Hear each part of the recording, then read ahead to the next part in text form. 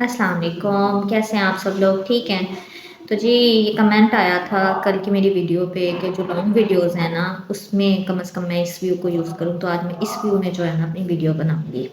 तो आज का जो मेरा टॉपिक है वो है कि किडनी ट्रांसप्लांट के बाद जो है वो डायरिया किस-किस वजह से पॉसिबल है और उसकी क्यों इम्पोर्टेंस है और मुझे डायरिया किस वजह से हुआ था ना। तो सबसे पहले मैं बताती हूँ कि किडनी ट्रांसप्लांट के बाद डायरिया जो है वो किन-किन वजहों से पॉसिबिलिटी हो सकता है। जिनमें सबसे पहले नंबर पे जो है ना वो ये होता है, जो कि मैंने पिछली भी अपनी वीडियोस में जब मैं मास्क की इंपॉर्टेंस बताई थी तब भी डिस्कस किया था कि किडनी ट्रांसप्लांट के बाद जो हम मेडिसिन लेते हैं वो होती हैं इम्यूनोसप्रेसेंट्स, यानी कि वो जो हमारी क़ुव्वत मुदाफ़ियत को यानी कि हमारी इम्यूनिटी को कम करने के लिए मेडिसिन होती हैं। अब जब एक इंसान की इम्यूनिटी कम होती है तो इस वजह से जो है ना चांसेस होते हैं कि उसके अंदर इन्फेक्शन जो है ना वो बहुत जल्दी ग्रो करता है। इसीलिए पहले नंबर पे जो आता है डायरिया की वजह वो इन्फेक्शन है। हाँ जी, इन्फेक्शन किसी भी तरीके का जरासीम जब हमारे जिस्म में आता है तो उसकी वजह से डायरिया होना पॉसिबल है। इसलिए किडनी ट्रांसप्लांट के बाद जो है वो ज़्यादातर कोशिश की जाती है कि आप घर का बना हुआ साफ़-सुथरा खाना खाओ बनिस्बत बाहर के खाने के। ठीक है? तो पहले नंबर पे तो जो है वो इन्फेक्शंस होते हैं और इन्फेक्शंस किडनी ट्रांसप्लांट के मरीज़ को बहुत ज़्यादा जल्दी होते हैं क्योंकि हम लोगों की इम्यूनिटी कम होती है। इसीलिए जब भी कभी आपको डायरिया हो तो इन्फेक्शन को रूल आउट करना सबसे ज़्यादा ज़रूरी होता है।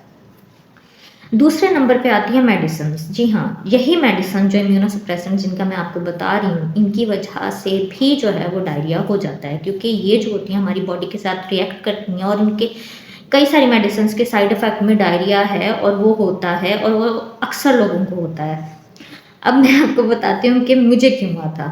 मुझे डायरिया जो था वो इसी वजह से हुआ था और किडनी ट्रांसप्लांट से पहले भी हुआ था। जैसे मैंने आपको बताया था कि जो पीएएफ के अंदर जो एयरफोर्स हॉस्पिटल था, वहाँ पे जब मेरा जो है ना ट्रांसप्लांट होना था और वो क्यों डिले हुआ था, वो इसी वजह से हुआ था कि कुछ जो है ना एंटीबॉडीज़ मतलब मैचिंग में ना थोड़ा-सा जो है ना वो डिफ़रेंस आ रहा था क्योंकि कुछ एंटीबॉडीज़ पॉज़िटिव आ रही थी। अब वो एंटीबॉडीज़ जिस्म में अगर होती रहें तो उन्होंने जो है ना मेरी किडनी जो मेरे मतलब जो बाहर से आउटसाइड किडनी आ रही थी, मेरी जो डोनर किडनी थी उस पे जाके जो है ना अफेक्ट करके अल्लाह माफ़ी दे वो रिजेक्शन कॉज कर सकती थी।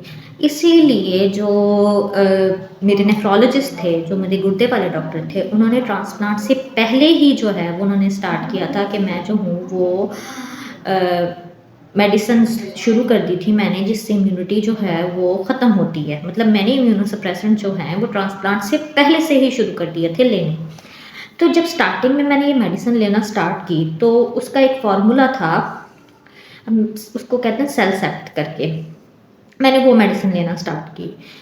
मुश्किल से 2 दिन नहीं गुज़रे और मुझे सीवियर डायरिया स्टार्ट हो गया। पहले डायरिया और उसके बाद जो था ना वो मुझे वॉमिटिंग और इतनी ज़्यादा सीवियर थी कि ना मैं कुछ भी हज़म नहीं कर पा रही थी, तो मैं बहुत परेशान हो गई। फिर मैंने ना अपने कोऑर्डिनेटर जो थे उनसे राब्ता किया तो वो मुझे कहने लगे कि मैम आप ऐसे कह तो रही हैं लेकिन इससे कैसे फ़ायदा होगा? अगर आप ये मेडिसिन ये तो आपने ट्रांसप्लांट के बाद भी फॉर लाइफ़ खानी है, तो अगर आपको इश्यू कर रही है तो कैसे चलेगा ना? तो फिर मैं खुद परेशान हो गई। फिर मैंने मेरे नेफ्रोलॉजिस्ट से बात की तो उन्होंने मुझे कहा कि कोई बात नहीं, अगर ये वाला फ़ॉर्मूला तुम्हें नहीं सूटेबल हो रहा तो हम कोई और फ़ॉर्मूला दे देंगे, ऐसा नहीं है कि यही फ़ॉर्मूला है। फिर उन्होंने चेंज करके एक और टैबलेट जो है ना वो मुझे स्टार्ट करवा दी, उसका नाम है मायफॉर्टिक करके। तो मैंने वो वाली मेडिसिन स्टार्ट की तो अल्हम्दुलिल्लाह मेरा डायरिया जो था ट्रांसप्लांट से पहले वो सेटल हो गया।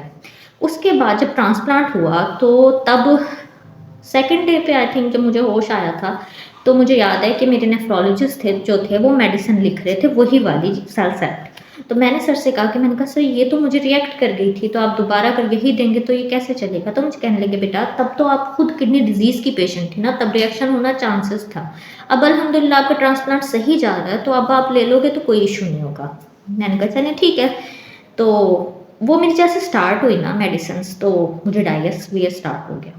बहुत ज़्यादा मुझे याद है मैं अभी आईसीयू के अंदर ही थी और मुझे इतना सीवियर डायरिया था कि मैं जो है ना मैं अपनी जो मेरी नर्स थी मैं उनसे कहती थी मुझे लेके वॉशरूम चलो। वो मुझे कहती थी कि ना आप यहीं पे कर दो, आप बेड पे कर दो, मैं साफ़ कर दूँगी, आप परेशान ना हो। और मैं उन्हें कहती थी मुझसे नहीं होगा बेड पे, मैं नहीं कर पाऊँगी बेड पे ना। और मुझे पता है मैंने पता नहीं कितने चक्कर जो है वॉशरूम के जो है ना वहीं आईसीयू में लगा लिए थे।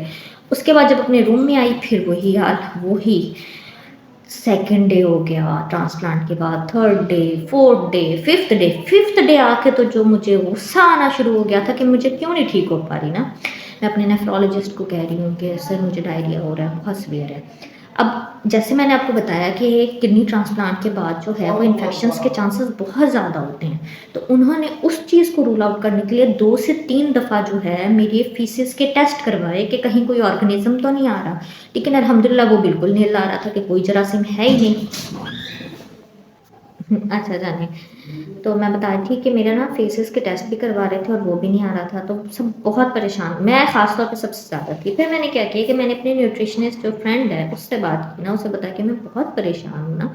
तो मुझे कहने लगी कि मायदा हम लोगों ने देखा है जहाँ पे वो काम करती हैं ना, कि उसने कहा कि हमने देखा है कि जब ऐसे डायरिया होता है ना, कि जब ऑर्गेनिज्म नहीं आ रहा होता, तो हम लोग क्या करते हैं कि उस पेशेंट को राइस वाटर देते हैं। वो राइस वाटर पीता है तो काफ़ी हद तक हमने देखा है कि वो लोग सेटल हो जाते हैं ना। बस फिर क्या था, फिर मैंने जो है ना डिमांड करनी शुरू कर दी कि मुझे राइस वाटर दें। मेरे नेफ्रोलॉजिस्ट बाय चांस आ गए, यूरोलॉजिस्ट बल्कि आ गए थे तभी राउंड पे ना, तो मैंने कहा सर मैंने ऐसे-ऐसे पता किया तो मुझे राइस वाटर हो सकता है? उन्होंने कहा चलें ठीक है। अब न्यूट्रिशनिस्ट लिख के जाती हैं ना, तो मुझे था चलो मुझे न्यूट्रिशनिस्ट बुला के दो, मैं उनसे बात करती हूँ। फाइनली फिर न्यूट्रिशनिस्ट आई हैं, मैंने उनसे बात की, मैंने कहा कि मुझे राइस वाटर चाहिए। फिर उन्होंने वो राइस वाटर अरेंज किया, मेरी चार्ट में मेंशन किया कि रोटी नहीं देनी, इसको राइस देने और राइस वाटर देना है। फिर कहीं जाके 6th पोस्ट ऑफ डे यानी कि ऑपरेशन के ट्रांसप्लांट के 6th डे पे जाके वो राइस वाटर और राइस लेने की वजह से जो मेरी फ्रीक्वेंसी थी कि मैं रात हर 15 मिनट बाद जा रही हूँ, हर 10 मिनट बाद जा रही हूँ, मैं पागल हो गई थी, लिटरली मैं पागल होने वाली हो गई थी। तो वो चीज़ जो है ना वो मेरी सेटल हुई है और फिर मैं ठीक हुई। बाकी वही था कि मतलब जो मेडिसिन उन्होंने की हुई थी वो चेंज करके दोबारा से उन्होंने माइफॉटिक पे मेरी कर दी, तो फिर जाके कहीं मेरा डायरिया जो है वो बिल्कुल सही हो गया अल्हम्दुलिल्लाह। और अब उसके बाद भी मेरा ना क्वारंटीन के अंदर जब मैं 3 महीने के लिए बिल्कुल सेपरेट अपने थी, तब भी अगर जब भी मुझे लगने लगता था ना कि अच्छा मुझे डायरिया हो रहा है, मैं फ़ौरन से राइस ले लिया करती थी। ये तो तब की बात हो गई। अब जब मैंने जैसे आपको बताया कि मैं बाहर के खाने भी कभी-कभी ले लेती हूँ घर के साथ-साथ। अब अगर कभी ऐसा होता है तो इट डिपेंड्स कि डायरिया की फ्रीक्वेंसी कितनी ज़्यादा है। अगर तो होता है कि ज़रूरत से ज़्यादा होती है तो एक तो मैं सबसे पहले अपने नेफ्रोलॉजिस्ट से मशवरा लेती हूँ। वो जैसे मुझे गाइड करते हैं उसी हिसाब से फिर मैं अपनी दवाइयाँ स्टार्ट कर देती हूँ, एंटीबायोटिक्स लेनी होती हैं, जो भी होता है, ठीक है? ये मेरा एक्सपीरियंस है। आप लोग भी जो ख़ास तौर पे किडनी ट्रांसप्लांट वाले पेशेंट्स हैं उनको चाहिए कि वो ये चीज़ रखें कि जब उन्हें डायरिया हो ना, तो एक तो पहले नंबर के ऊपर अपनी पानी की कमी नहीं होने देनी। निम्पोल वाला पानी पिएँ, दूसरा पानी पिएँ। दूसरे नंबर के ऊपर कोशिश करें कि आप अपने टेस्ट करवा ही लें। ख़ासतौर पे इलेक्ट्रोलाइट्स लाज़मी करवाने होते हैं। चलो अगर स्टूल कल्चर जो है, जो मतलब पखाने का टेस्ट होता है, वो ना भी करवाएँ ना, तो एटलीस्ट जो है अपने इलेक्ट्रोलाइट्स करवा लें कि उस इम्बैलेंस में तो नहीं जा रहे सोडियम, वो चीज़ें डिफ़रेंस में तो नहीं जा रही हैं। बाकी एंटीबायोटिक, और हाँ, सबसे ज़रूरी चीज़ तो यही है कि आप अपने नेफ्रोलॉजिस्ट जो आपका गुर्दे का डॉक्टर है उससे राब्ता लाज़मी करें इस केस में, इसको लाइट ना लें। क्योंकि क्या होता है कि पानी की कमी की वजह से भी गुर्दा फेल हो सकता है। तो ऑलरेडी आप एक दफ़ा अपने 2 गुर्दे ख़त्म करवा चुके हो, तो तीसरा जो किसी और का है आपके अंदर, उसको बचा के रखना है ना। तो इसलिए बाकी वही वाली बात हर हर वीडियो के एंड की कि आज़माइश अल्लाह की तरफ से है, लाते वो हैं, निकालते वो हैं। बस दुआओं में याद रखिएगा, मुझे भी बल्कि तमाम मुसलमानों को, तमाम मरीज़ों को याद रखिएगा कि अल्लाह ताला जो है ना सबकी हिफाज़त करें। अल्लाह हाफ़िज़।